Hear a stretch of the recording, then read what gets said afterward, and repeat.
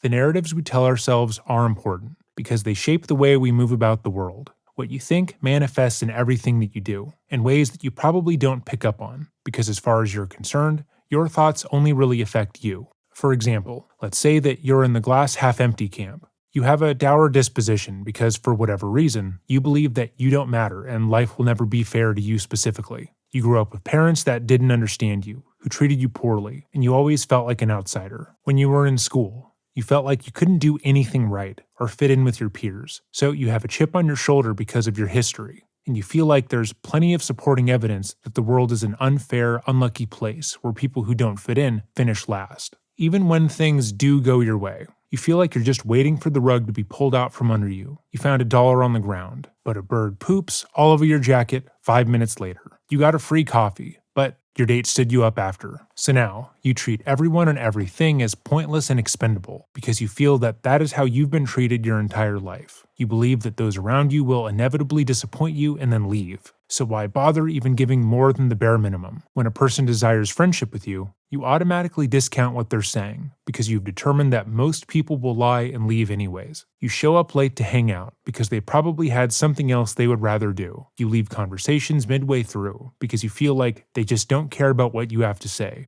and you don't remember any details about that person because you won't be friends in a few months anyway. Eventually, the people around you do leave, not because they hate you or never wanted to know you in the first place, but because your actions made them feel unwanted. They sincerely wanted friendship and connection with you, but you cut them off at every pass. Did you intend to do that? No. You probably didn't even realize that you were the problem in the dynamic, but your belief that you had no value led to that outcome. The stories we tell ourselves every day affect everything around us, and unfortunately, today's case is a shining example of that fact. Welcome back to another episode of Dreading, or if this is your first time here, welcome. Today we're going to be watching the body cam footage of Taylor Frankie Paul, the TikTok and reality show star, and observe how everyone around her was negatively affected by her belief that, as a small-framed woman, she simply couldn't be seen as a violent, physical threat after directly assaulting her boyfriend and daughter. This video has been requested by at least 500 people by last count, and when we watch the footage back, it's understandable as to why.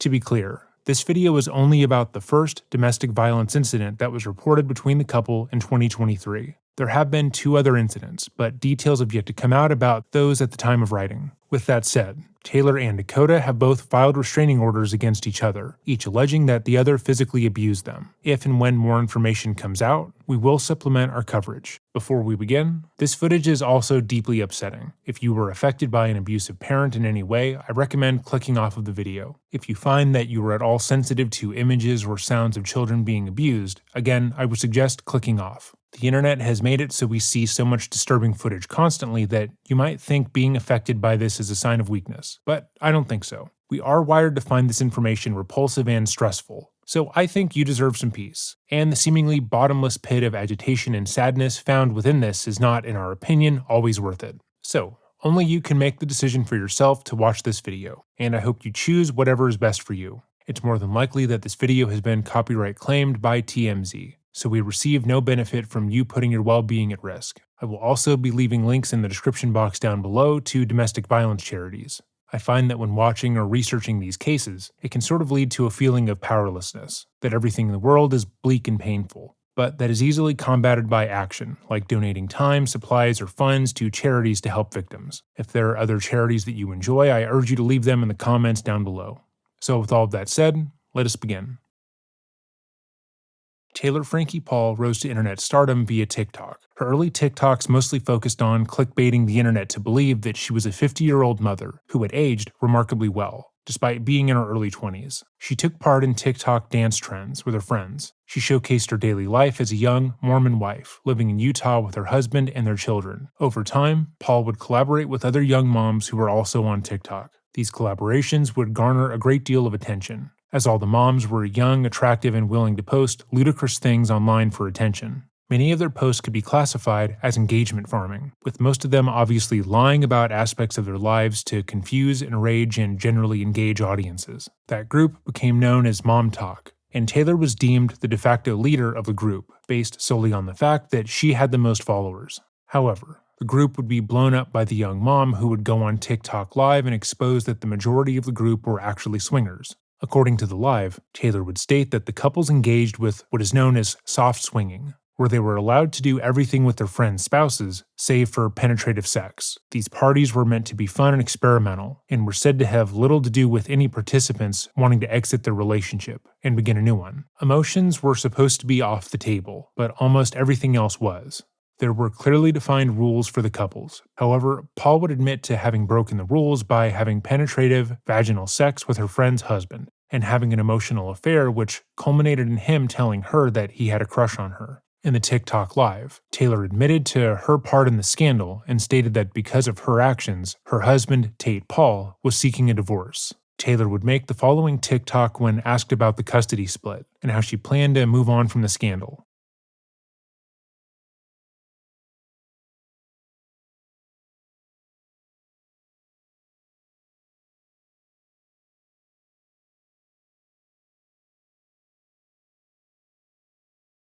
Taylor's life had become somewhat of a spectacle as she mixed the seriousness of a custody arrangement with TikTok dances. Classic. But she was the director, editor, and producer. She gave the public every piece of information about her life and the lives of her children without restraint. Those in her comment section found her outlook and straightforward way of being to be refreshing, especially in a landscape of influencers and internet personalities who were just trying to sell things. The Mormon swinging scandal.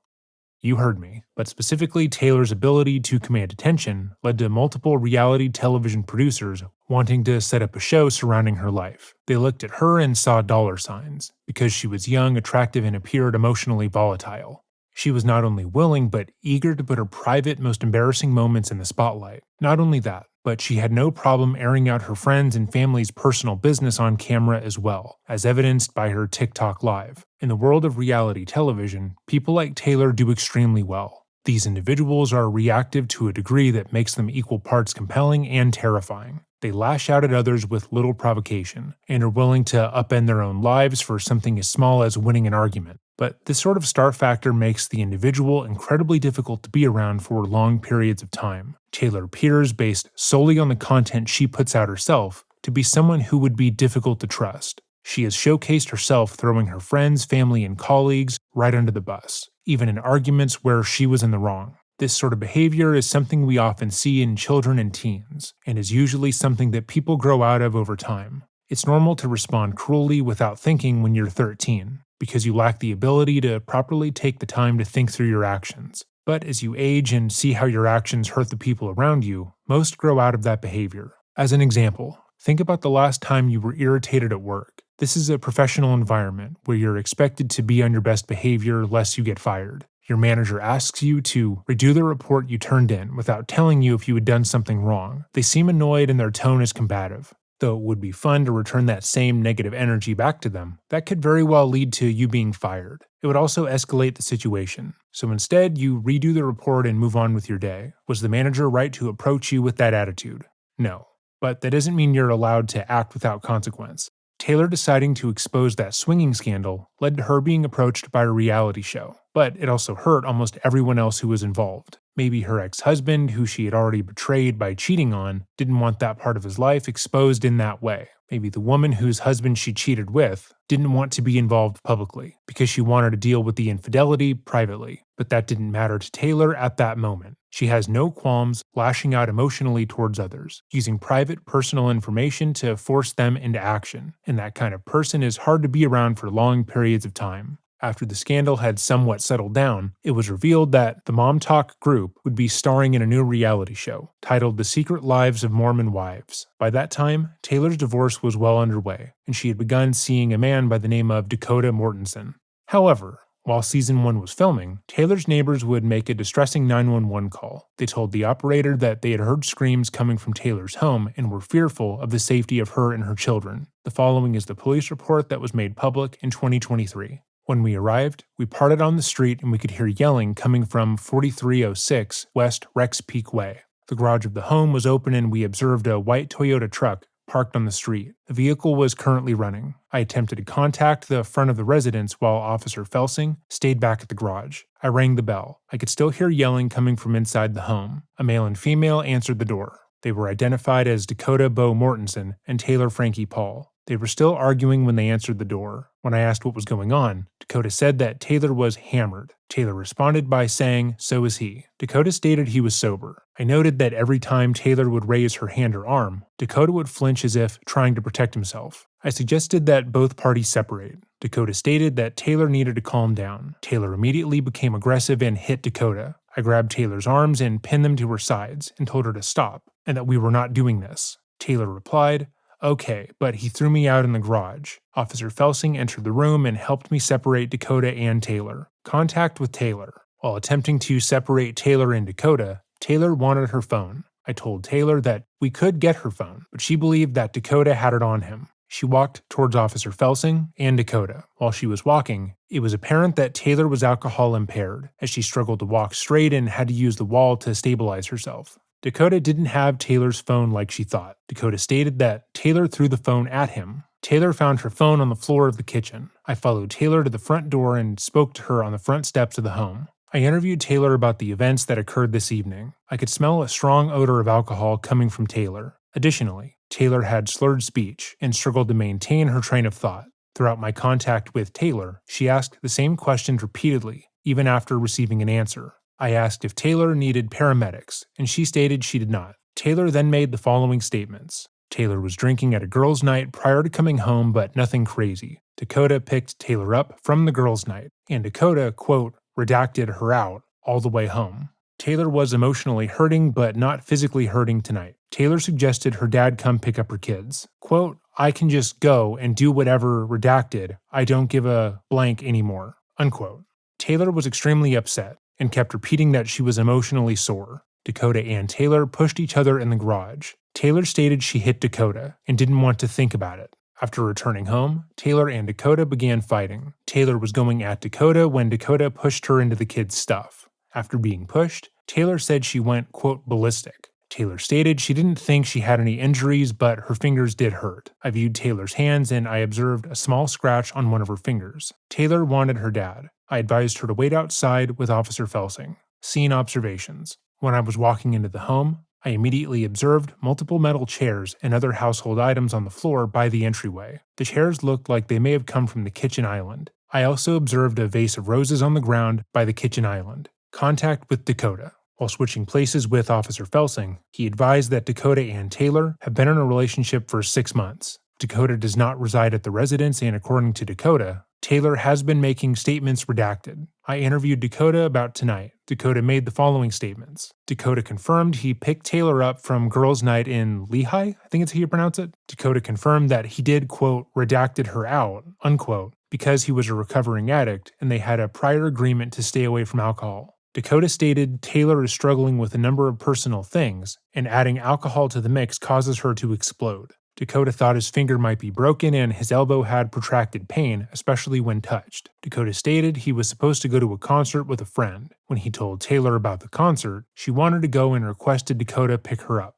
After picking up Taylor from the party, they had to return to Taylor's home to get her ID. Dakota stated Taylor was in no condition to go to a concert because of how intoxicated she was. Dakota stated that Taylor became angry because he didn't want her to go to the concert anymore. Taylor began to say mean things to Dakota and, quote, tearing him down, unquote. When they got to the house, Dakota stated that he was trying to leave, which made Taylor angry to the point where she started hitting him. Dakota stated that Taylor also threw her phone at him in anger. Dakota stated that he'd been trying to leave for the last hour and a half, but Taylor would not let him. Dakota stated he was then bombarded with thrown items. Taylor took his keys, jumped on his truck, slamming his truck doors. Dakota stated Taylor's divorce had been hard on her, and she hasn't done any therapy for it. Dakota further elaborated on what happened when they arrived. Dakota stated he was trying to help Taylor inside the house, but Taylor wanted to stay out and party. Dakota stated that Taylor threw a wooden playset at Dakota in his truck. Yeah, there we go. Dakota stated that Taylor threw heavy metal chairs at him and put holes in the wall. Dakota started to feel scared for his life because they were so heavy. Dakota stated that one of the metal chairs that Taylor threw hit Redacted,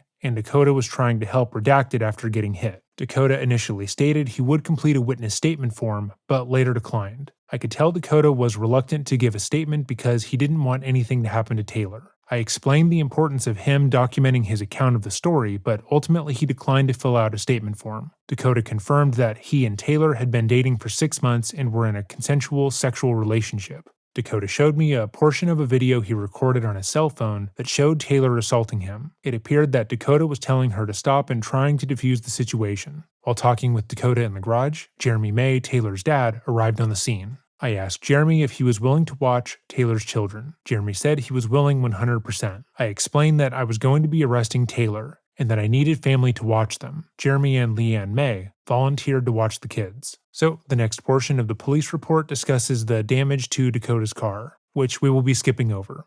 Documented injuries. I documented injuries on both parties. On Taylor, I only observed a scratch on one of her hands. Taylor did complain to Officer Felsing that her hand hurt. I asked Taylor if she needed paramedics to come do an assessment. Taylor declined medical response. On Dakota, I observed redness and swelling around his eyes. Dakota stated that he felt pain on and around his elbow and had minor swelling.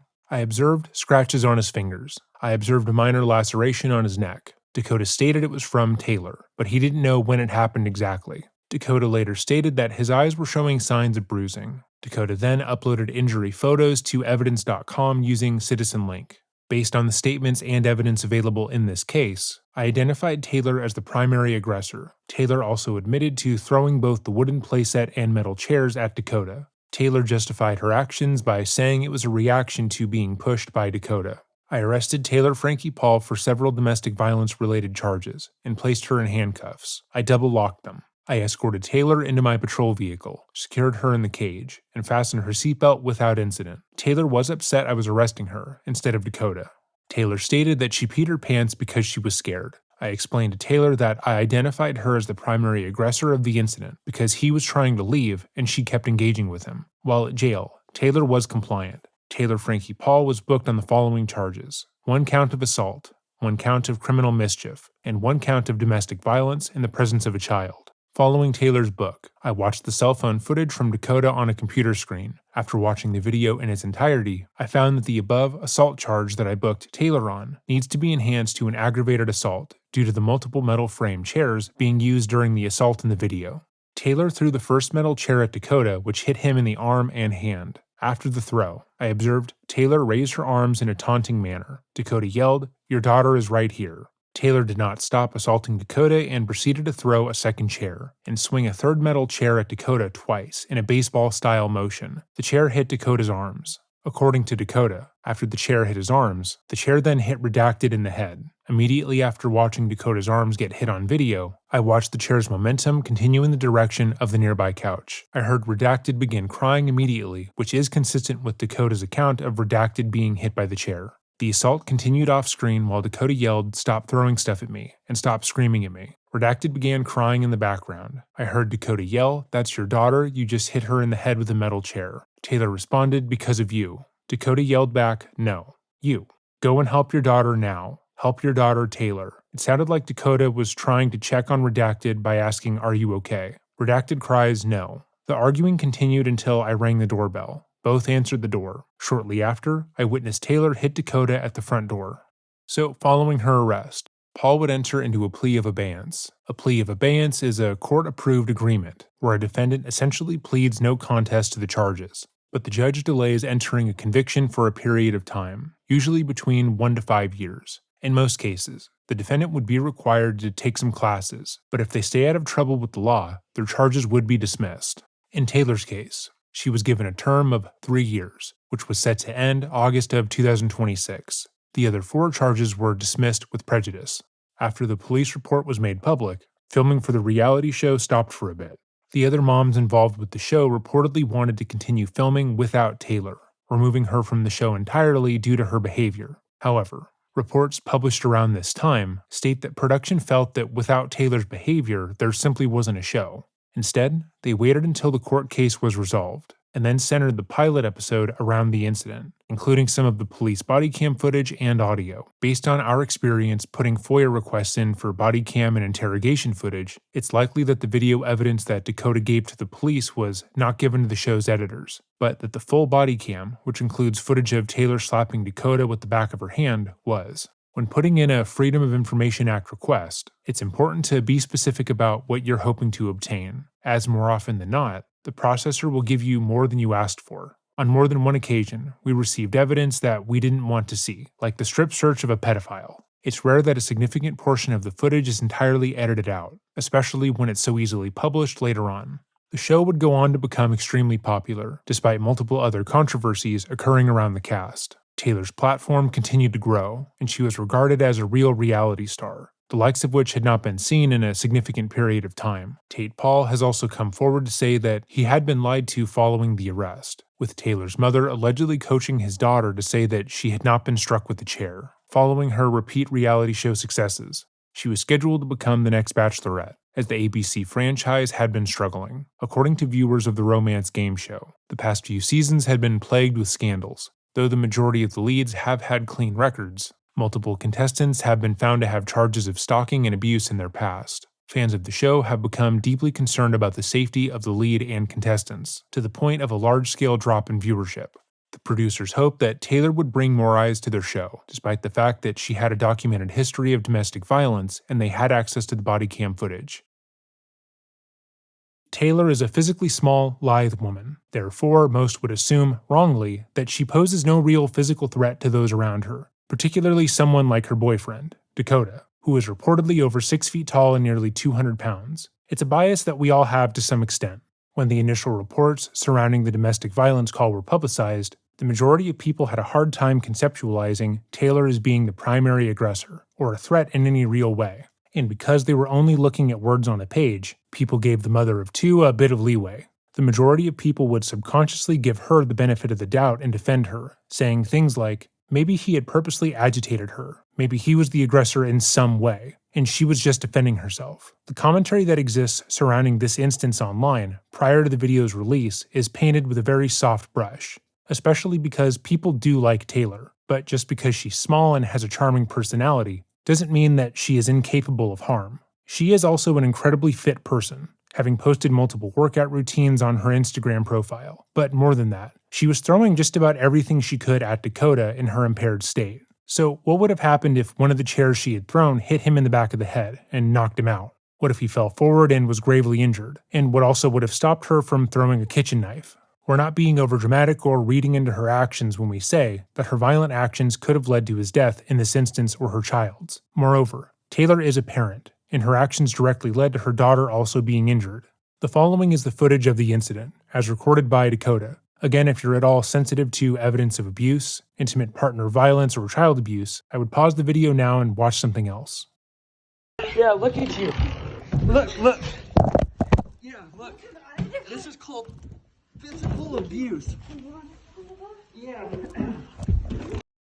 Before we move on, we should discuss Dakota recording Taylor during the fight. In our research about the case, the discussion surrounding his choice to record the Mormon mother of two while she was striking him has been picked apart, with some stating that he was purposely trying to make her upset so that she would hit him on camera, and that this is evidence of his abuse towards her, that his statements of, "Look at you, what are you doing? This is called physical abuse," and so on, is him goading her on. However, that line of thinking is unfair. We've seen countless cases of domestic violence victims, male and female, recording instances of abuse, largely for their own protection. In cases where a victim survives their abuser, many cite that they began filming the attacks not to create evidence for future use, but instead to get their abuser to understand their actions. Abusive partners will often claim that they blacked out during arguments and won't fully recall what they'd even done. They'll blame their substance abuse, anger issues, or sometimes even a split personality for why they were violent with their partner. But with that usually comes a degree of downplaying their own actions. "I know I hurt you, but it wasn't that bad. You're being dramatic," and so on.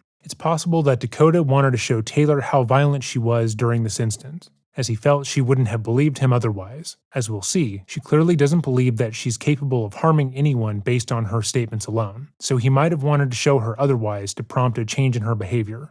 Believing that he was goading Taylor while she physically assaults him, pulls his hair, and smacks him upside the head is similar to stating that someone saying, "You're hurting me" or "Stop hitting me" is just enjoying the abuse. It's also possible that he wanted to record this instance for his own protection. As we mentioned, he is over 6 feet tall and nearly 200 pounds. Could have believed that she was going to make a similar claim towards him, and he felt he needed to protect himself. No matter what, There are plenty of reasonable explanations for him recording this instance, and to say that he purposely pushed her to the point of physically assaulting him and accidentally assaulting her own child is extremely callous. But let's continue.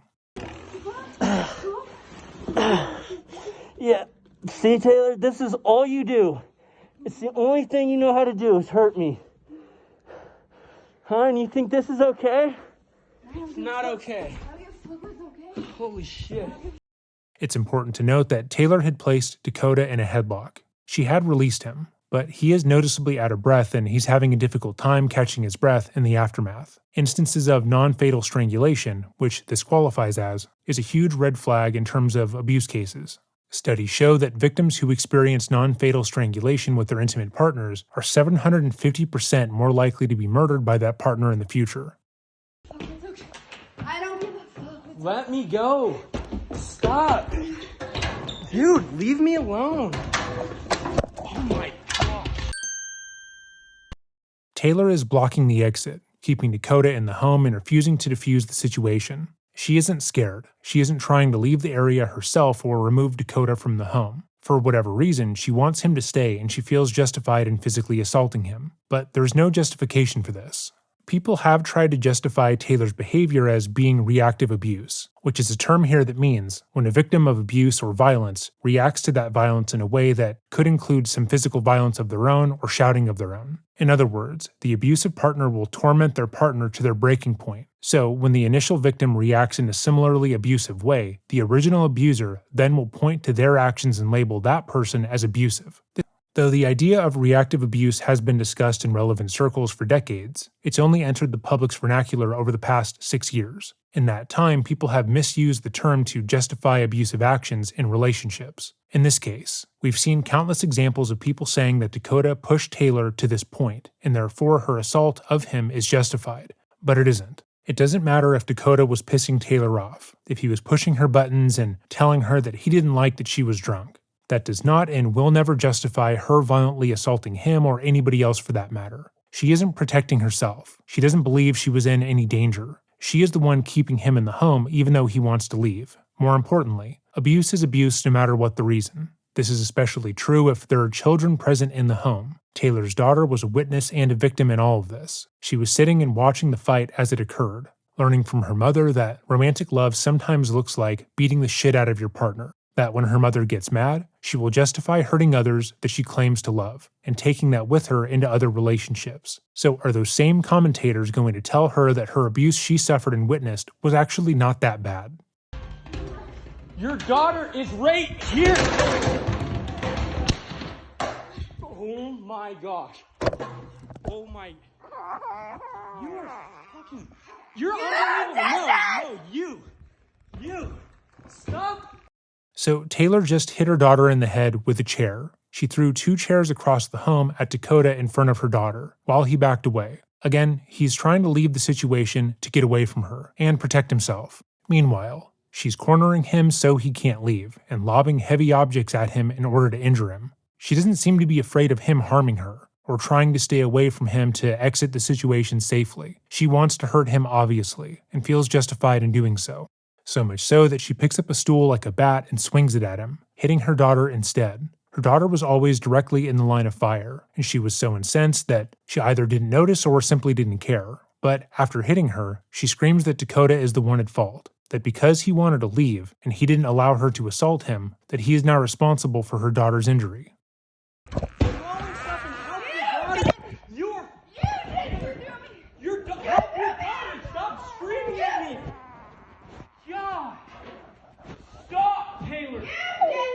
You're done! Taylor! You did it! That's it! That is it! No more! You're done! Stop! No! No! I did none of this! This is your own pain! You're doing this! To yourself! Stop! No!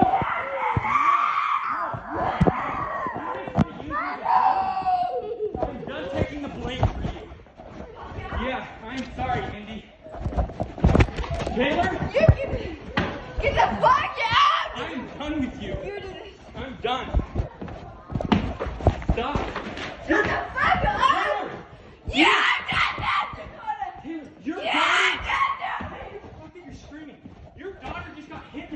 metal chair. Because of you. No, you. You're Go and help your daughter. You. Now. You did this. Help your daughter, Taylor. You did this, Dakota. Oh my gosh. If you throw another chair. Are you okay? Taylor! Get away from my daughter! Get away! Then help Get her. away! Taylor is drunk. We know that much for a fact, but her inability to care about anything other than keeping Dakota in the home is alarming. Her daughter was hit in the head with a metal chair, and reportedly had an egg on her head. She could have been concussed or worse, and Taylor doesn't seem to care beyond using the injury to attack Dakota further. In our time researching and reporting in this sphere, we've come across multiple cases of children being accidentally killed by their parents in situations similar to this one. And because the child is dead, no one rushes to justify the parents' actions. But because her daughter wasn't gravely injured, it's totally okay. It was just an accident, or it isn't that bad, even though this is one of the most clear-cut instances of abuse we've seen. At the very least, Dakota asks her daughter if she's okay and tries to check on her, which Taylor stops for whatever reason. Nothing that Dakota did prior to this incident matters, because the end result is that she struck her daughter. If everything else she said before was true, none of that justifies her daughter witnessing this abuse or being brought into it. Stop doing this. You threw me. Get the fuck out. Dude, think of your kids. Gosh. Me too. My daughter. Yeah, I love you too. I'm my kids. I don't care. I love your kids. Oh, Yeah, I do. I freaking love them to death. I have to throw me around. No, yeah, I don't care. Look what you're Shut doing the to me. fuck up. No, nobody deserves Shut it. the fuck up, Dakota. You're not okay and you're drunk. Go God, answer it, fucking Dakota. I will. What? Oh my gosh. Shut the fuck up. Taylor, stop. Shut up! Stop. Oh my gosh. Nothing. She's hammered. And so is he. I'm sober. But throwing stuff at me so Taylor, much. stop. How about we separate Taylor, now? you need to just calm down. You threw I'm it trying- at me. Hey, Taylor, stop.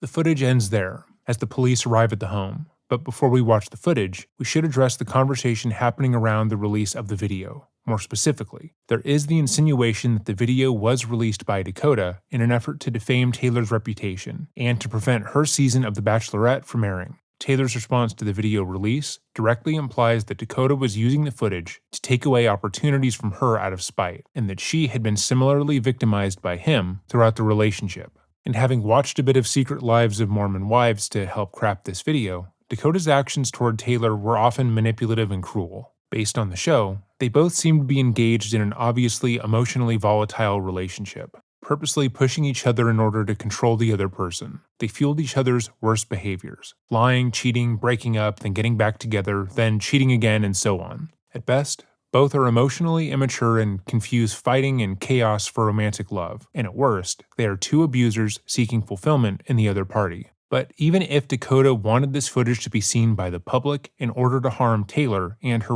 reputation, that does not negate her actions in this instance, or in the two recently reported domestic abuse cases. That is seemingly the same argument that the man formerly known as Prince Andrew put forward to try and explain away his Epstein connection. The photos of the two men chumming it up after Epstein was released from prison were just pieces of blackmail that Epstein put out to make him look bad because he was angry they were no longer friends. That the former prince was entirely blameless in the whole ordeal, save for being too gentlemanly and noble. In this case, Taylor is like Andrew, because in her mind, the problem isn't that she physically abused him or her daughter, it's that he showed evidence that she did. That change of context doesn't matter. There is physical evidence of her abusing her romantic partner, and her child being caught in the crossfire. It doesn't matter why the footage was released. It matters that it exists in the first place. That certainly should be enough to disqualify her from participating in a dating show, given that anyone with a history of intimate partner violence should be barred, if only to protect the other participants. And of course, you can dislike Dakota and think that he's a bad person based on what you've seen on their show. You can find him repulsive, manipulative, and toxic, but again, that doesn't justify physical abuse.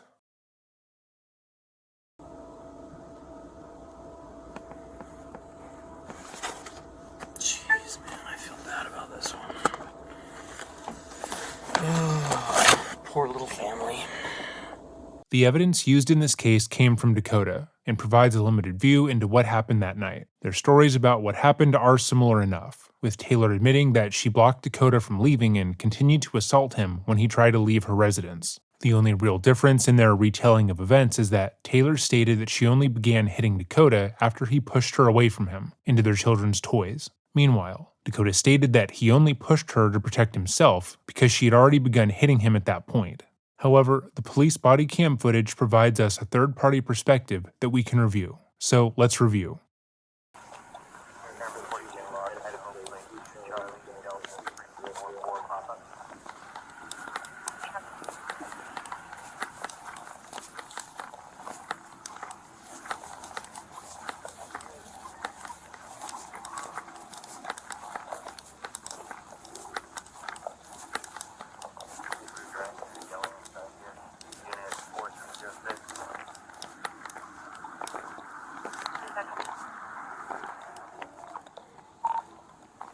Yeah, making contact with this front door right here.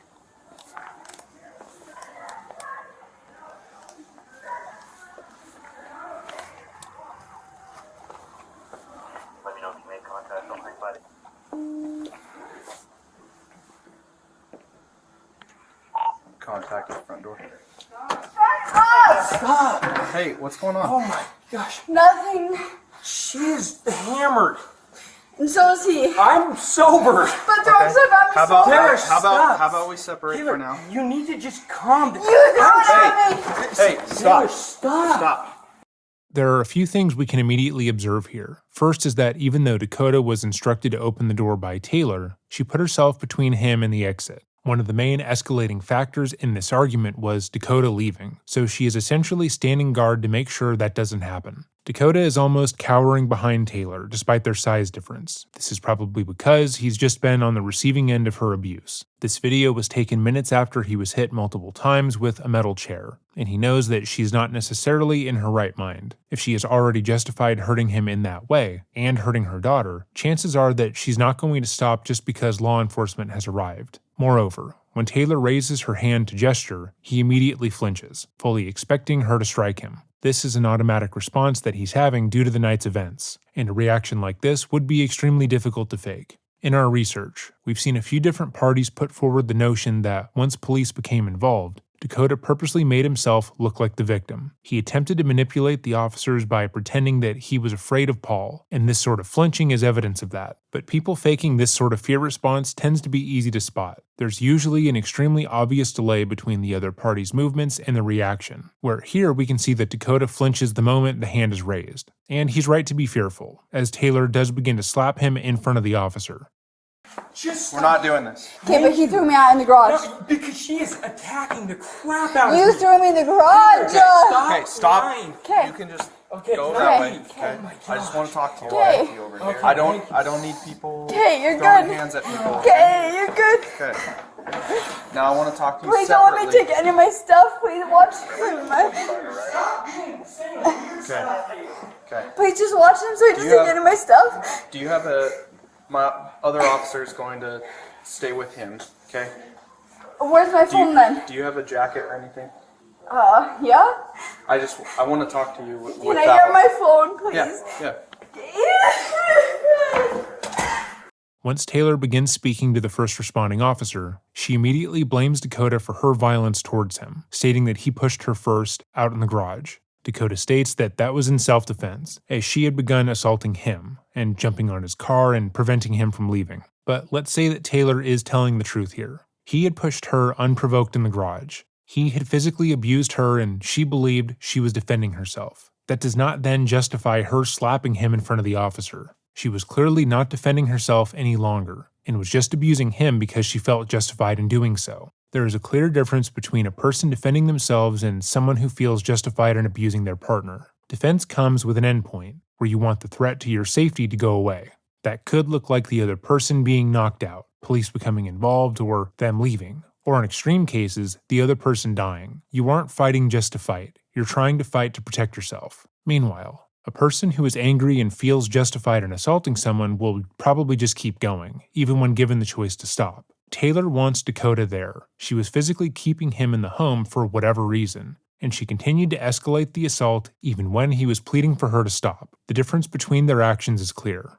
Where's my phone? Hey, can I grab my phone from him? Can I grab my phone? I don't have your phone, Taylor. Then where is it? You threw it at me. Will you find your phone? Here. Let's try calling the phone before we get super freaked out, Mom. I'll take you. Where do you want to go?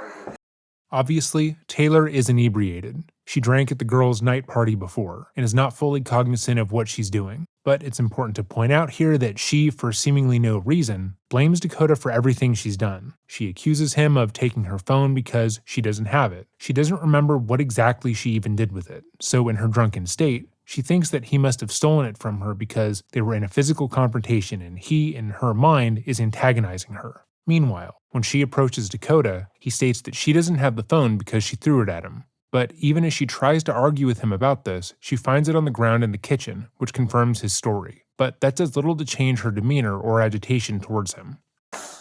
I just want to talk to you like out of earshot.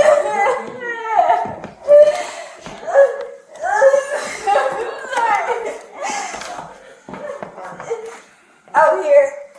Sure. I just want to be able to talk to you. Do you want to throw that on real quick? What's up? I just want to be able to talk to you without you two bickering at each other. Okay. Okay? Okay. So go ahead, like you can sit or whichever. Okay. So what's your name? Taylor. Taylor. I'm Officer Rubebrecht with the Harriman Police Department. Okay. The neighbors called in saying they heard a bunch of yelling and I'm screaming. sorry. I'm sorry again. So let's start with this. How do you spell your first name? T-Y-O-R. Just go ahead and just focus on breathing for me.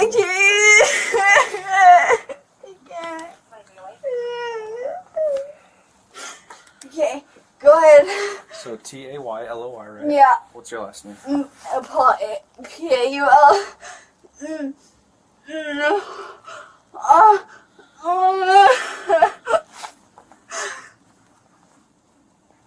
Do you need paramedics for any No, reason? I'm good. I'm good. Right. Taylor is not injured, even in her retelling of events. The only time she claims that he put hands on her was in the garage, where he pushed her into some children's toys. Dakota could have easily hurt Taylor, that much is clear, but he didn't, even though she was physically assaulting him. Have you had a little bit too much to drink tonight? I can smell the alcohol pretty strongly. Sure, but not anything crazy. I went out on a girls' night and I came home. Safe driving. Okay. I'm not worried about that. I'm just worried about, like, do I need to call paramedics to come check you out? No, I think I'm good. Okay. Your last name Paul. Yeah, I'm emotionally hurting, I guess. You're what? I'm emotionally hurting. I'm not physically hurting. I'm emotionally hurting. Okay. So your last name is just Paul? Yep. Okay. What's your birthday?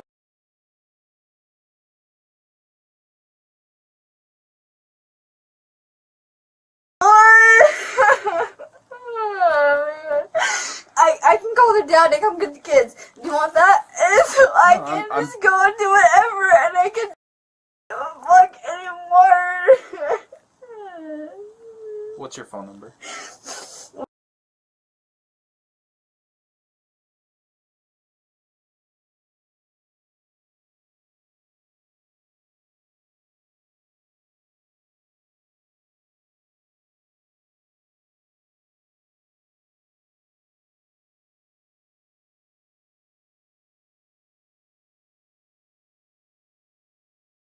You get called when people have a fight. Is it?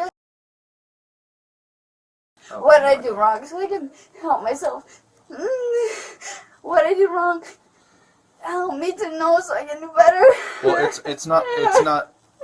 Less than 10 minutes earlier, Taylor had physically assaulted Dakota in front of the officer, directly resulting in him restraining her. And minutes before that, she had flung 2 metal chairs at him, then swung another one like a bat, hitting both Dakota and her daughter. But here she is genuinely asking the officer to tell her exactly what she did wrong so she could learn and do better. Grandpa's old cough medicine obviously impairs cognitive function, resulting in the user not being entirely aware of what their actions are. There are tons and tons of police body cams of DUIs in which the person is so drunk that they aren't aware that they've even crashed into buildings or trees or whatever when they speak to the police, despite still being in the car. So it's possible that Taylor genuinely has no recollection of those events, even though they just happened. Well, okay, I guess I'm done recording for today. Damn, I was on a roll too. All right, tomorrow. All right, and we're back. So it seems here that she genuinely doesn't understand that assaulting her boyfriend is wrong. That what she did was justified because either Dakota deserved to be assaulted because he pushed her away from him, or because she doesn't think it's possible for her to even hurt him. In her intoxicated mind, she cannot parse out what went wrong here, even though her daughter was struck in the crossfire. Taylor, look at me. It's not that you did anything wrong, per se. We are just... The neighbors called in thinking that someone's getting hurt. No one's getting hurt. I'm just emotionally hurt because I'm getting divorced and I'm just hurt. Is that... What? Oh, thank you. Is that what's going on tonight that started everything? Yeah, I'm emotionally super hurt. I can't help anyone. I'm just so hurt emotionally.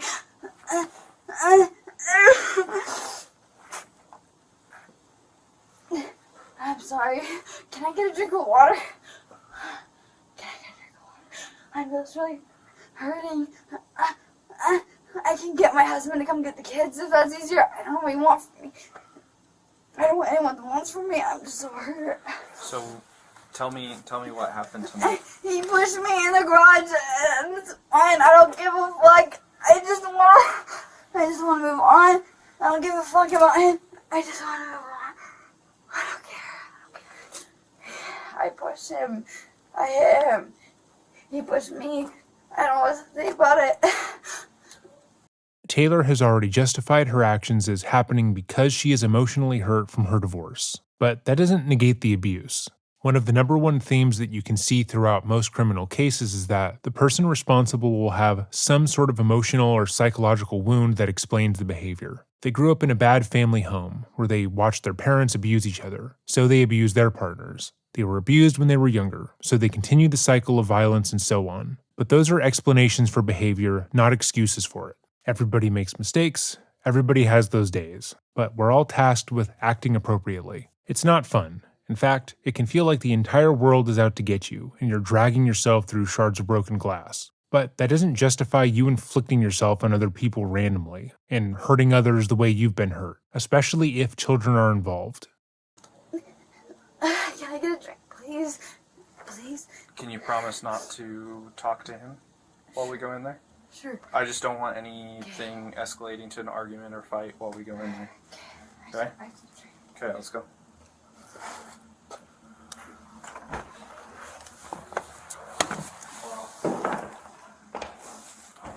We're just getting some water.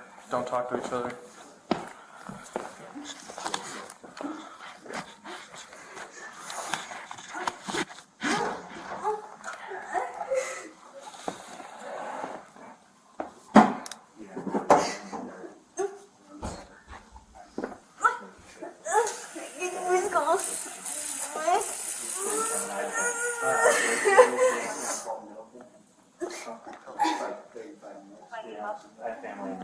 Oh yeah, I'm from Port Orleans. Oh sweet, yeah, I'm right over. I just saw the Idaho plate. Yeah, 208. I just need to figure out what happened, but we need to go back out there. I haven't been there in 45 years after high school.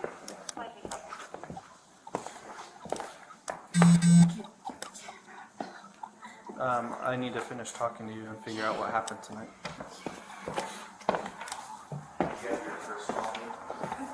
What? Work?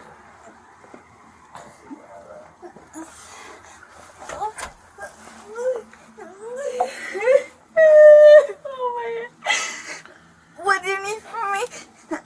So I just need you to tell me what happened tonight. So you went out on a girls' night. You said that, right? Yeah, he came pick me up from girls' night. And then what happened? And he was bitching me out the whole way home. About, so when you describe that to me, about what?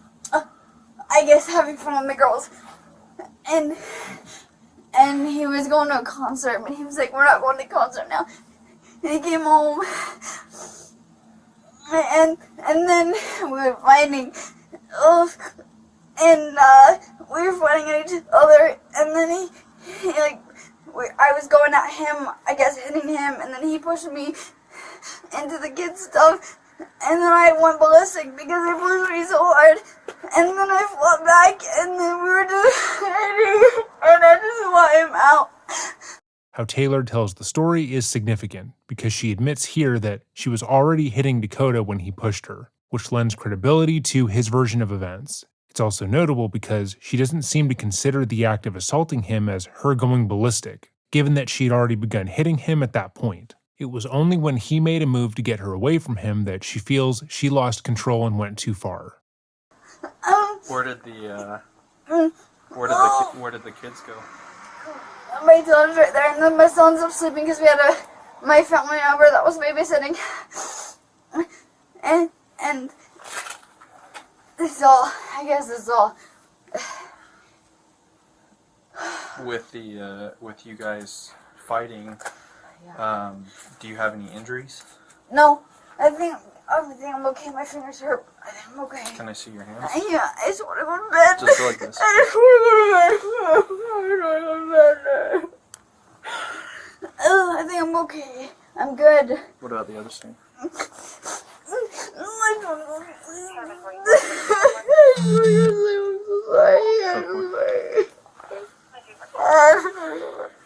And then I'm sorry, I saw my dad. I saw my dad. Yeah, what's up? Sorry, what's up? just wait out here, okay?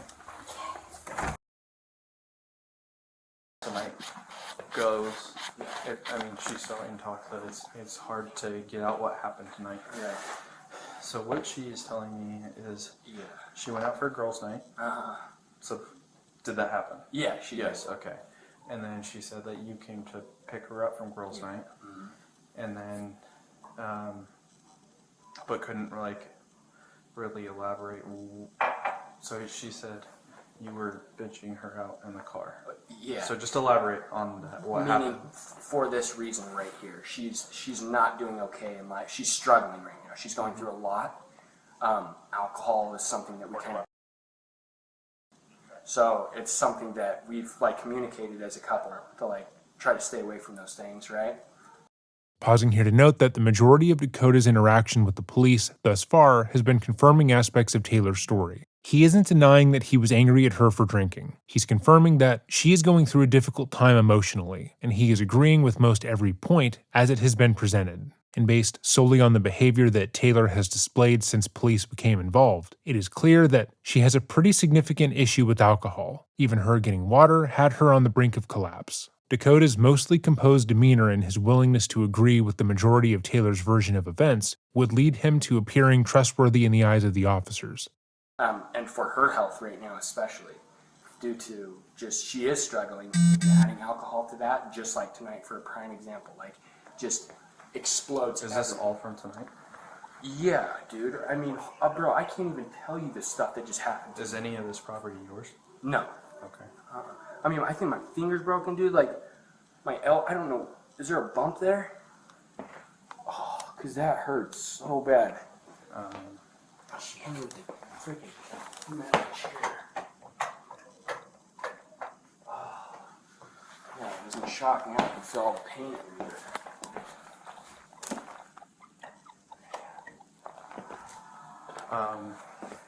But so you don't live here, no.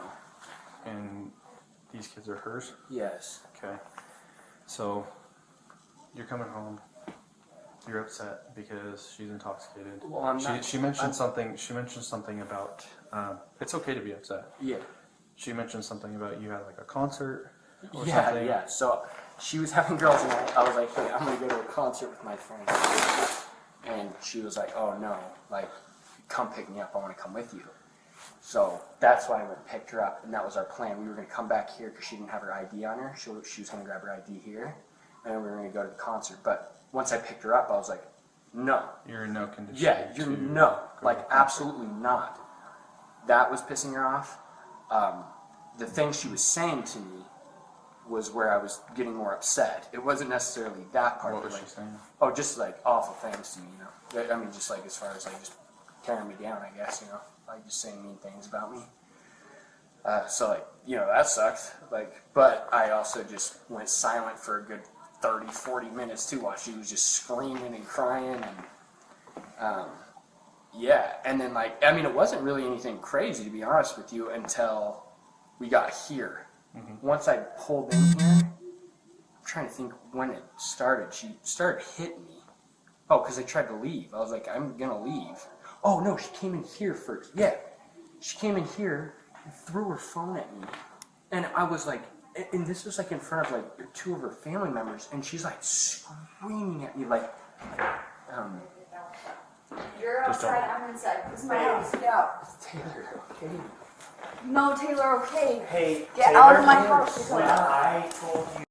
There are a few things we can comment on here. First is that Dakota's scattershot memory is in line with someone coming down from a high adrenaline situation. He has a bit of trouble recalling exactly what occurred when they got home, due in large part to his nerves surrounding the situation. According to the other officer's body cam, Taylor was cold from being outside, thus wanted to switch, but the manner in which she goes about the change is aggressive. She doesn't want the officer to go in first and coordinate the change in scenery. She doesn't engage the original officer or try to handle the switchover peacefully. She comes into the room, demands that Dakota go outside, and tries to take control of the situation. She's not scared of her boyfriend, or scared of further upsetting him and escalating the situation back into an active argument. It seems that she is purposely trying to facilitate that happening. To be fair, it is her house, and this event occurred in winter. It is understandable if she wanted to be the one inside, but she goes about it in a truly remarkable way, given what just happened. How this is going down? Wait, Okay, we're trying to be. I just need that. Forward.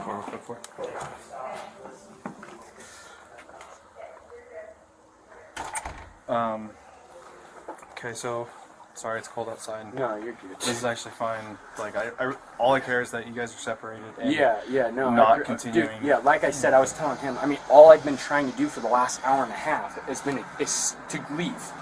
I mean, I'm just being bombarded, stealing my keys. She's jumping on my truck, slamming my doors. Like I think my So truck is doors. that your white truck? Yeah, I think my truck doors broke. Like she's on top of my truck, jumping. Like, dude, I can't even believe what just happened. You want? Let's go look at your truck. I'm just like lost of words. Sure. But he was. And you're refusing to calm down and you're being very loud while your children Felsing. are trying to Sleep? Felsing. The white one? What about that one right there? Sitting on the What's up? Hey, Felsing. Yes. We're gonna be on the other side.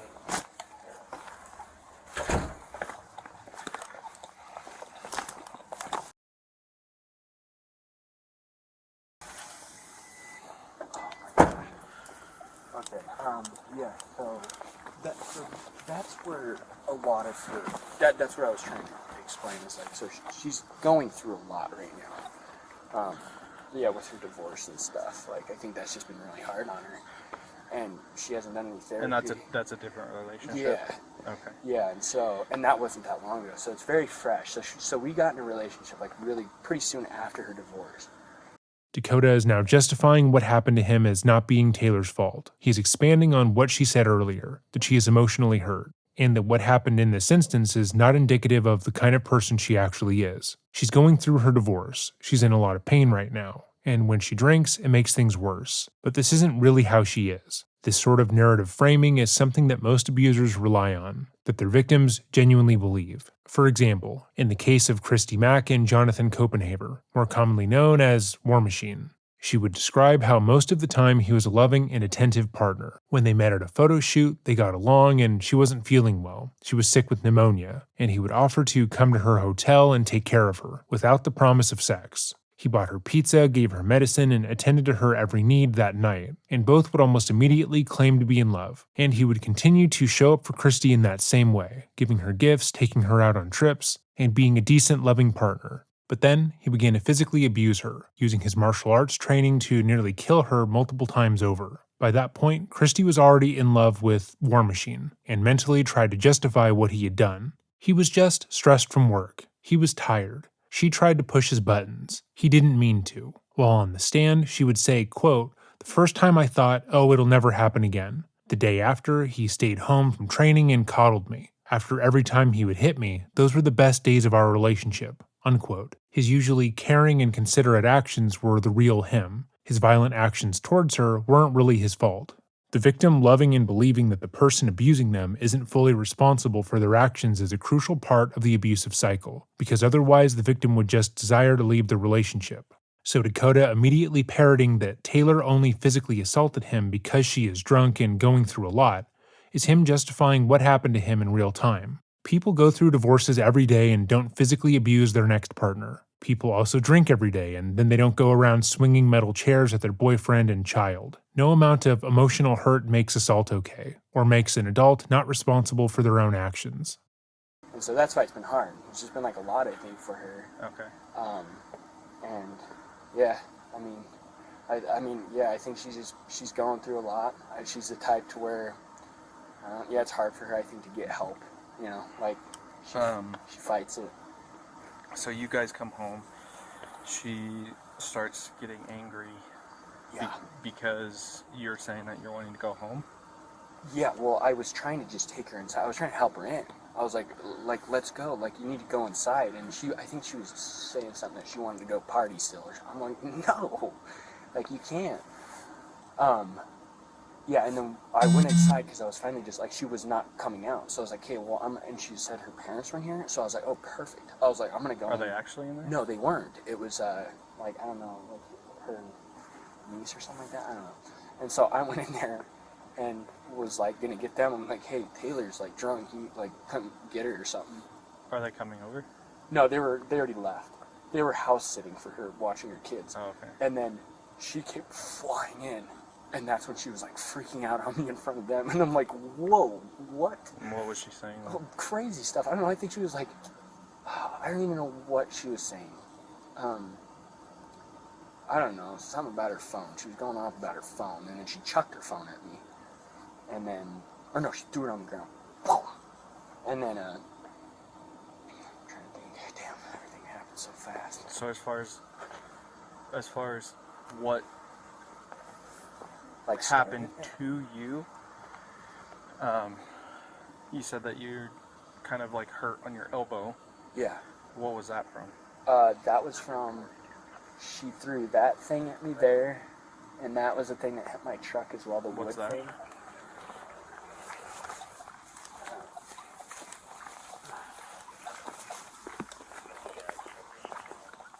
Yes, she was throwing everything at me. She threw like a jug at me, freaking my shoe. Couple. That thing. So she picked that up and was gonna throw it at my truck. And so I was like, and then essentially she was throwing it at me because I was still there. I was just like, I'm not gonna let it hit my truck either. And then, so that thing hit me, and then inside she was launching those metal chairs at me. Left and right, put holes in the wall. Like,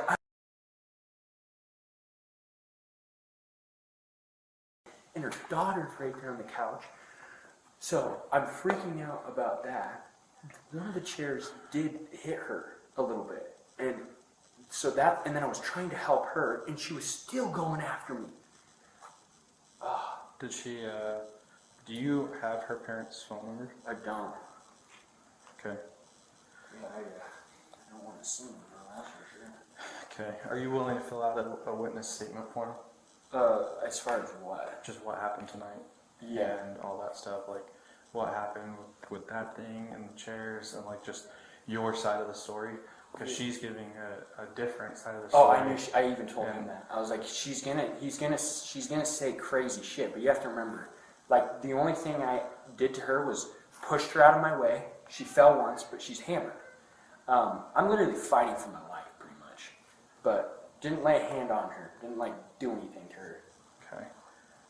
The officer doesn't tell Dakota here that the statement he would be giving would be used against Taylor if he were to press charges. He likely has dealt with instances of domestic abuse before, and is well aware of the fact that the majority of the time, the victims will not press charges on their partners. The victim will justify what is happening to them in real time. It's not their fault, they're stressed, they didn't mean to, and so on. That is especially true for male victims of domestic violence, as they will often refuse to acknowledge what happened to them with the seriousness it deserves. Despite recording the assault and having his phone, Dakota didn't get the police involved and likely didn't want their input into the situation. He's only talking to them because he has to at this point. He already defended Taylor by blaming the alcohol and emotional pain, so it's unlikely that he wants to make things harder on her at this time. He even acknowledges that Taylor will likely make accusations towards him, but again, removes any agency that she has from that decision. Yeah, I just... Yeah. Well, yeah, if she's gonna like try to do something about this, then yeah, absolutely. Well, the way things are going tonight, I'm at a point where I basically have to make an arrest, and it's required by Utah law that I do so. Oh wow. And it's a domestic violence thing, so I do have to ask. It's a personal question. It's like, as far as the nature of your guys' relationship, you guys have been together. Did you say 5 months? 6 months. 6 months. Yeah. And then in that time, have you guys been intimate? As Yeah. in, like, have you guys had sex? Yes. Okay. Yeah, like, Utah is very, very strict when it comes to domestic violence. Yeah. And it mandates that if I see any sort of signs of violence, that I have to act. Yeah. I mean, like, I even did get, like, I tried to film some of it just because it was, like, she was just so bad. Like, she just would not. Yeah, I'm gonna send Like- you. I'm gonna send like- you a link. I'm gonna send you a link that I'm gonna need you to upload that video to, as well, because that's now evidence. And I have to take pictures. So as far as you and I are concerned right now, this second, I just need to go get that clipboard, and we go from there. And then I have to figure out what we're gonna do with the kids. Oh, so where were the kids during all this? Just her daughter was on the couch the whole time. That was my biggest concern. Sure. That, like, it was driving me insane. Like, I'm like, let me go. Like, she's. Yeah, so she was there the whole time. Yeah, and so I'm gonna have to figure out how to get her parents back here, and I can talk to her about that. Oh my God. But let me go grab that clipboard. If you would just honestly just wait out here in your truck to stay warm. Okay. Do you have any other property left in there? I don't know if I do or not. My question is this: what happens from here, though? I mean, is this going on record? It has to go to court.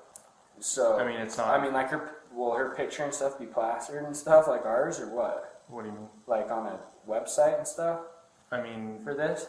no, like it's not like she's gonna make the news by any means. But I'm saying, like, she'll pull up on her roster thing, yeah. She's gonna have a record, yeah. Holy shit! Like I don't have a choice in the matter anymore. Really? Yeah. Because I don't want. Because what happens here is if say I don't do anything, right? Right. Say I don't do anything, Yeah. and I leave. Yeah. Hi, Holy shit, Jeremy. are you I'm her dad. Dad? Yeah. Okay. What's going You on? wait in the car, Okay. and then I'll talk to you alone. We're going to skip past the conversation with Taylor's father.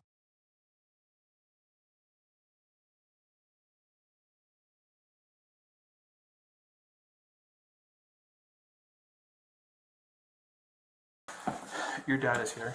Is it okay if he comes takes the kids for the night? Yeah. Is that appropriate? Yeah. That's just what he was. What?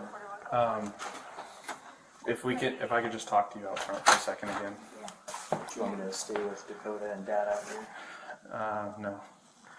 I just need to talk to her out there. Okay. Do you want me to stay here?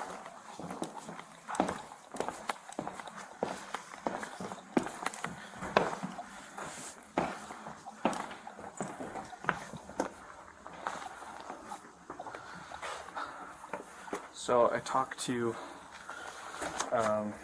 Dakota. Tell me what happened with the little wooden thing in the garage in his truck. Like, what happened outside at the truck? All I know is that I peed my pants. He pushed me into it. I reacted, sure. I threw it at him. Okay. And what about the, like, all the metal chairs here and, like, the... I threw them at him, yeah. Why? About what?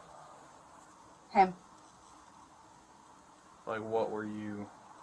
The audio doesn't perfectly align with the video, but when Taylor finishes talking about throwing the wooden playset and chairs at Dakota, she smiles. It's not a full smile by any means, but it's notable. She tries to correct the smile, turning it into a frown, but it comes through regardless. So she isn't ashamed of what she's done as of now that she's sobered up somewhat. She doesn't regard her actions as being a step too far or condemnable. In her mind, what she's done in this instance is completely acceptable. After she had assaulted him, jumped on his car, and attempted to destroy his property, he did push her away from him. So therefore, her throwing metal chairs or a playset and putting him in a chokehold that left him gasping for air is totally fine. She is also making unflinching eye contact with the officer when she states that it's essentially his fault that she assaulted him. It's an expression that essentially says, yeah, so what? Who cares? Despite the seriousness of the situation. So she doesn't see what she's done as wrong or even dangerous, even though her child was directly caught in the crossfire again. Even if she feels justified in her actions against Dakota, her daughter was a witness and a victim to this event.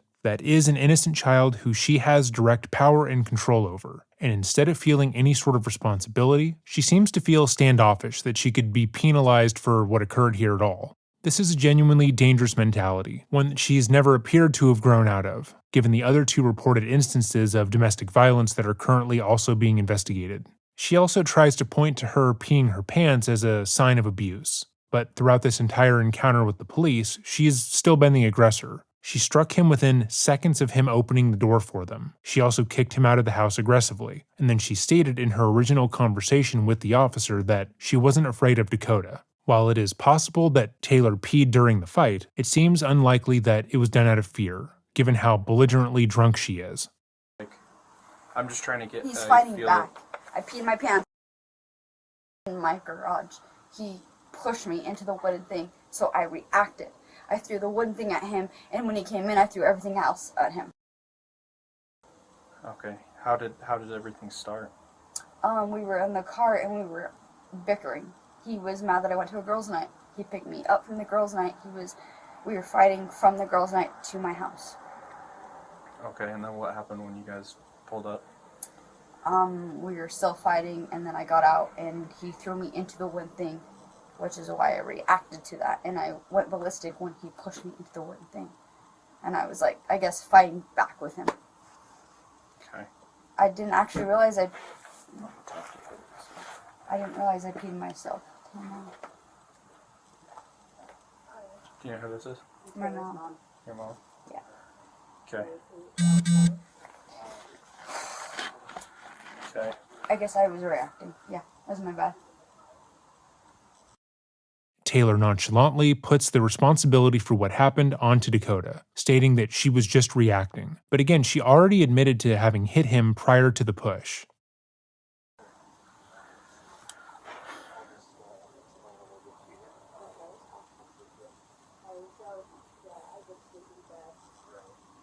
Is that not the right story, I guess, is what he said? Well, the hard part is that, like, I'm getting two different stories. Okay. As far as tonight's concerned, based on what I've seen and what's taken place, at this time you're going to be placed under arrest. Why? For DV, for domestic violence. Okay? So before I talk to you more about it, I need you to turn around and place your hands behind your back. So is he not at all? Not tonight, no. I'm confused. So he pushed me and I'm under arrest? Why? I can talk to you more about Okay, it. that's fine, but I'm just curious why. Okay.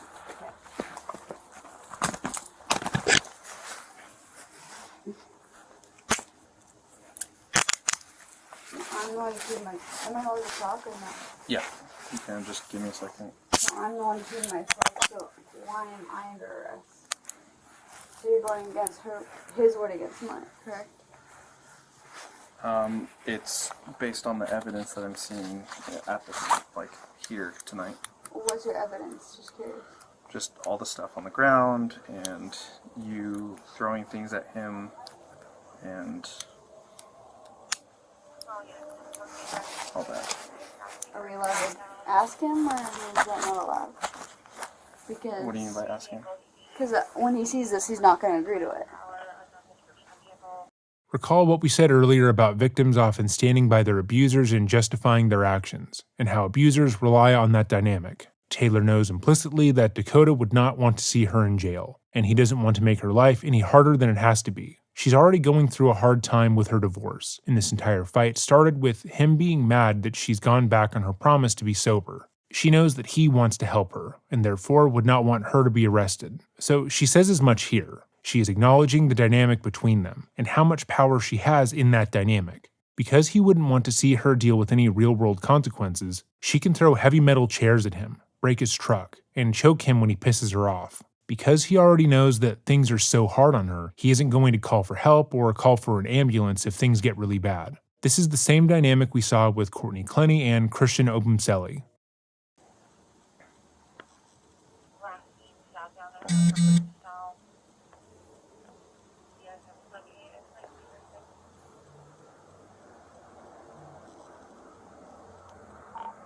Airman 4482, one female.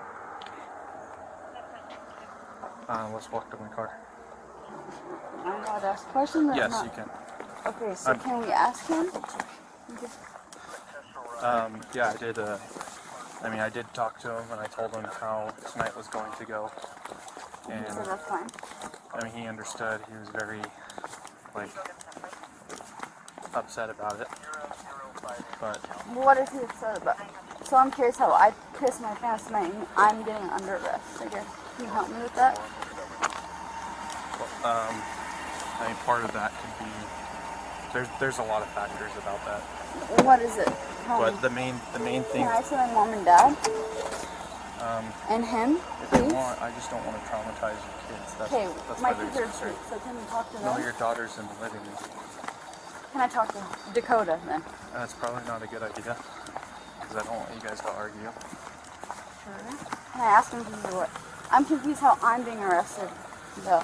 Is that him in his truck right here? This is Yeah, his we're truck. not talking to him. Okay. She wants to talk to her Dakota, parents real in quick. the truck. You're not talking to him tonight. I'm being arrested, I guess, for pushing Dakota. Well, yeah, that's domestic violence. He pushed me too into that one thing right there. Is there, okay, as far as, I don't want you guys talking about the Oh, case, what? but is there anything that you can talk to them about the kids? Of note is I have no fucking idea where I am. Oh my God, hold on. Okay, wait, I found it. Okay, good. Whoops. Of note is the fact that both parents are not on Taylor's side here and do not appear surprised by the arrest in the slightest. Taylor has also begun to downplay her own actions significantly, telling her parents that she only pushed Dakota, even though she was proudly talking about throwing things at him less than 5 minutes earlier. Taking care of him, anything like that? I guess no. Do you have your phone on you? Her phone isn't here on the table. I have it. Okay. All right, am I good to let them in to start? Do you have posters? Yes. I don't. Yeah, Why am I not allowed to talk to Dakota? This is about him. Because objectively speaking, he's a victim. Sure, but he You're a pushed me suspect. too, and I'm a girl. Right, and that you'll have your time in court to talk about those things. Okay. But as far as tonight goes, So who pushed you first? I don't know. I'm sure I pushed him, but he pushed me to that one thing. Okay, sorry. He pushed me too, and I'm a girl. We centered this episode around this statement because it's clear that either Taylor believes she couldn't hurt anyone simply because she's a woman, or she believes that people will feel that way. That when she threw chairs or play sets and more, it was okay because she's a girl. If that is genuinely what she believes, that specifically has directly led to this outcome. Because she doesn't believe she's capable of causing real tangible harm, she feels justified and even smug about abusing her partner. She takes this entire event as a joke, even though she could have easily killed Dakota or her child when lobbing the chairs. Can I please just talk to him at all? No, because what's going to happen is you're not going to be allowed to talk to him at all until a court or a judge looks at the case. But can we talk about it at all with him? He's the one who pushed me. I don't understand how this is even illegal. Go this way. Even if he wants to, I can't talk to him? Correct. Okay. Because there's going to be it's called a jail release agreement. Okay. And you're not going to be allowed to talk to him until Okay. after a judge looks at the case. Okay. You're good. Hold on.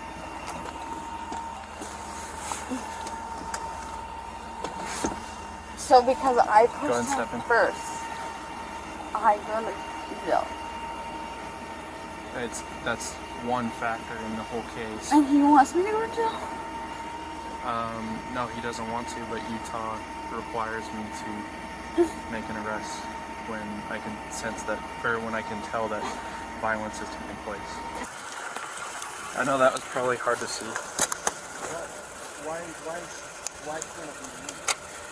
Can I go and replace her? No, because the way it works is she was the primary aggressor of everything.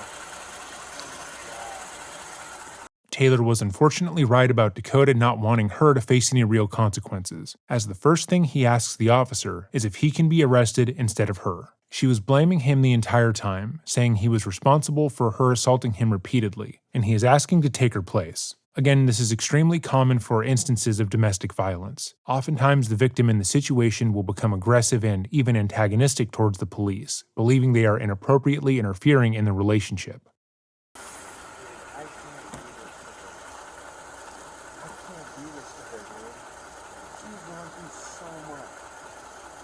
And so what I'm hoping, I'm hoping that what this results in, I'm hoping is that she goes to court, you guys are amicable, and she gets the alcohol help she needs.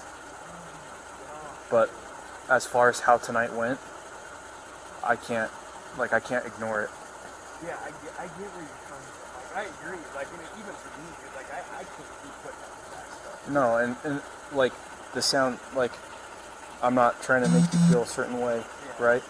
But the reality is, you were victimized tonight. Dude, thank you. And Shit, I've been checking news. I can't tell anymore. She looks like this. I can't really see you. But I just can't even tell half the time. the reality, that's the reality of this, is that you were victimized tonight. And that's why we're here, is we don't want further violence. Yeah. And maybe this is the reality check she needs, that hey, I need to get things in check. Before, when the door was closed, it was a bit difficult to make out what Dakota had said, but it sounded like he either said that he couldn't tell anyone or he couldn't tell half the time. The first potential response would be extremely common for male victims of domestic violence, as society often socializes men to feel shame and embarrassment about being physically weak. Taylor understood that, clearly, as she deliberately tries to capitalize on that fact in this instance. What she did can't be wrong or bad because she's a girl. She can't hurt anyone. Male victims of domestic violence don't come forward about what happened to them at a higher rate than women who are similarly victimized, due to this social shame. Despite admitting that this was not the first time that Taylor had assaulted him, talking to the officers about the seriousness of domestic violence, and agreeing that Taylor could have easily killed him, Dakota would not give a written statement, telling the officers that he wouldn't want to hurt her. We don't really have any commentary on the remainder of this officer's body cam footage, so we'll stop here. I will leave a link to the full video should you want to see it for yourself. But there is a second point of view from that night that we can also cover. This is from the second officer on the scene, who initially spoke to Dakota, then Taylor. This officer's job is to attempt to get each party to calm down, so they can be a bit more helpful towards the investigation. With that in mind, only a small portion of the footage from his camera is worth commenting on. Let's just talk over here. Okay. Oh my goodness. This goes out to the garage? Yeah. That's where What's your name? Dakota. Dakota. Yeah. Dakota, I'll have you take a couple deep breaths. Do you guys have kids and stuff here? No. Well, she does. Okay. Well, so I was out there at the garage area. And I could hear a lot Hey, of slamming. can I grab my yes. phone from him? Can I grab my I phone? don't have your phone, Taylor. Then where is it? You threw it at at me. I don't know. It's right there. Let's try calling Taylor. the phone before we get super freak out mode. I'll take you. Where do you want to go? Everybody just chill out. You guys married or what? No, dating. Okay. Who lives here? She does. Do you live here? No, I just came and picked her up at a party. She hammered. And she has been bawling her eyes out. She's been through a lot. So she's just going through a lot of pain right now. So It's fairly shocking to see how quickly Dakota defends Taylor's actions, at his own expense. A minute earlier, she struck him in the head in front of the officer, and less than 30 seconds ago, she was screaming at him to give her her phone, which she had thrown at him. But even in the aftermath of his assault, he cannot help but try and explain away her actions. She is hurting. She's going through a tremendous amount of pain. This isn't like her. If you or someone you know has said something like this about your partner, take a moment and really ask yourself why. Why is it that you feel the need to pawn off their poor behavior on something or someone other than themselves? Why is it that they're doing something that causes you harm and you're attempting to relieve them of that responsibility? People can go through hard times. They can struggle physically, mentally, or emotionally. But that doesn't justify or explain away their bad behavior towards others. Physical violence, again, is absolutely never the appropriate response. And I mean, sure, if they have a gun or something, or they're obviously, if self-defense is different. I'm not talking about that. Even if a person is drunk or not necessarily able to understand why they are acting that way, it's still never a good response. what's she freaking out about right now? Well, she just got a divorce. They just separated with the 2 kids. The kids are over there with him, probably. Well, they're here right now. Oh, there's kids here? Yes. Okay, that's what I was asking. That's why I've been trying to leave the entire time. She is like beating the shit out of me. I mean, throwing stuff. I think she broke my door. Like, I'm like I'm like trying to just get out of here. Like, especially because I know. She's so agitated to the idea of leaving? I mean, because I think she knows that she messed up. I think it's like hurting her now, and she's like, "Oh shit, I just lost him." Because I'm like, I'm not like I can't put up with this. Like, I'm sorry, like, Yeah. I just can't. I mean, she's just like screaming. Like, I'm like, whoa! I've never seen this side to her ever. Right. How long you guys been dating? 6 months. 6 months. Yeah. And then where do you live? Can I just grab some water real quick? That's fine. My mouth is so dry. Where do you live? In Mary. Okay. Yeah. I'm just gonna grab your name for the Yeah. computer. So, what's did some physicality and stuff like that? Yes. She's been, I mean, I'm not. I mean, is she like biting you, punching you? All of the above. I mean, geez. throwing everything at me. I mean, I got metal chairs hit me. Do you have any injuries that need to be addressed? I mean, yeah, she effed my elbow up, and then, I mean, she's hit me 500 times in the face, so I don't even know what my face looks like. It's probably just red as shit. No bleeding or anything. Okay. Do you want someone to come check you out? No, I'm good.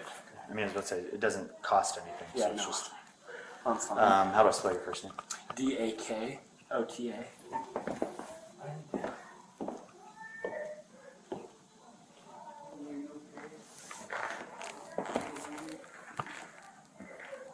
We've made it a point not to mention either of the children by name in this video, because they cannot consent to being filmed or be public personas. But we do want to quickly talk about Taylor's daughter. When we watched the first video, something we noted was the fact that despite the loud, chaotic, and frankly dangerous situation that was surrounding her, she remained completely quiet. She didn't react to the physical violence that was occurring in the home, even though that should technically be something that is uncommon and extremely out of place. She stayed sitting in front of the television trying to focus on her show, until she was eventually hit with the chair. This is actually very telling, because it indicates that this sort of altercation is something that she's used to. We're going to skip forward a bit to when the officers switch and he talks with Taylor.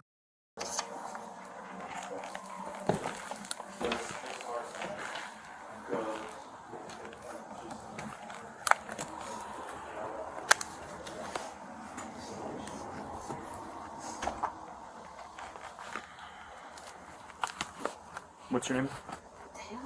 Taylor. Well, enjoy some of the cold air, Taylor. Take some deep breaths. Allow yourself to kind of calm down. It's kind of what I've just been doing with Dakota, is trying to get him to just let some of that adrenaline that you guys are both on just kind of ease its way back out so you guys can chillax. But whatever works for you as far as deep breaths and stuff like that, that's going to be useful for you.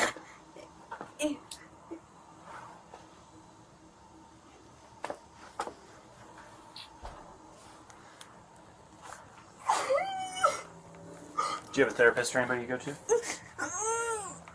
No. You ever talked with somebody about how you're feeling? Divorce? No. And abusive people? No, I have not. I have not yet. I should. It's probably a pretty good idea. They can be pretty useful, you know.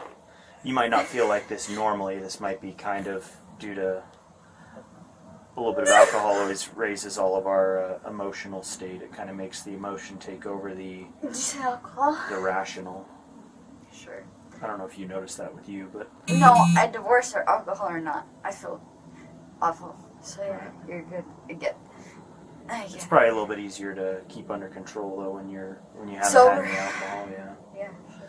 But a therapist can help you work through a lot of those things. If you're feeling like this a lot, it's probably in your best interest to talk to somebody about it. You're right. No use suffering in silence, right? Yeah. You know, just trying to be strong just for the sake of being strong. If you can get help to learn the tools to get you through it, you know. I want my dad. So you live around here? Yeah. I need to go take home. Well, Officer Rugerbrecht might be coming out here to chat with you again. Who? The other officer who's in charge. Okay. So I would say maybe call him here in a little bit, because last thing we want is for him to have to interrupt your phone call. Where's your family live? They live close? Yeah, 5 minutes away. Harriman? Yep. Oh, wow. So, I guess my question is what's the issue where I'm outside my own house? I think the reason that you're just out here is just because the cold air helps you kind of calm down a little It bit. doesn't. I'm hurting. I'm hurting inside. So, You're hurting physically? Like, do you need to be no, checked out? emotionally, what is? Okay. I can't care why I'm outside my house and he's inside. Bring him out here and me inside. This is my house. Right. And we can do that here in a minute. We were just hoping that a little bit of breathing cold air would be nice. Hey, Helen. You're outside. I'm inside. This is my Hey. house. Yeah. In this short interaction, you can actually see Taylor decide to confront Dakota and the other officer and demand to switch places with them. First, the officer brings up the cold air repeatedly, attempting to explain that they wanted to keep her outside in order to help calm her down. They're obviously trying to keep the pair away from each other so they can properly assess what is going on and who is the primary aggressor in this situation. But that repetition seems to agitate the drunk mother, who then questions why she is the one outside suffering in the cold, while her boyfriend, who has no right to the house, stays warm. She requests that she switch with the officer, which he agrees to warily, still seemingly hoping that the cold air will calm her down. When she doesn't immediately get what she wants, though, she takes the matter into her own hands. Her extreme shift in emotions is also strange, as she goes from sitting on the ground and crying to straightening up her back and then walking into the home confidently and demanding that both Dakota and the other officer go outside. It's like a switch flipped in her the moment she felt as if she were being disrespected. No, Taylor, okay. Hey, Get Taylor, out of my house, Dakota. When I told you how this was going down, okay, we're trying to be kind right now and just find out what's going on. But if you stop listening to the things we're saying, Okay, you're good. You're Then- good. then You're it's good. No worries. problematic. You're being nice. I get it. You're good. I get it. So when I say- he's pushed me in my garage, the man in my garage to my kids' stuff. your children are here and you need to stop yelling and you need to take your volume down considerably. You're good. Understandable. You're right. And so when I asked you not to make a phone call right now and you're doing it, Is what? Illegal? no, but what I'm saying is you're Dad? being problematic. Please come to my house. We've watched all the interactions that Taylor has had with the police thus far, and these two officers have treated her kindly with a level of respect that should be commended, and she throws that back in the officer's face. She interrupts him, disrespects him, she blatantly ignores his orders because she doesn't like them, even though at this moment, he's just trying to get her to calm down for the sake of her daughter on the couch. Her mood has completely shifted in a matter of seconds. Before, she was angry and abusing Dakota, then she was sobbing uncontrollably, and now she's spiteful. But the moment her father answers his phone, she's now back to crying.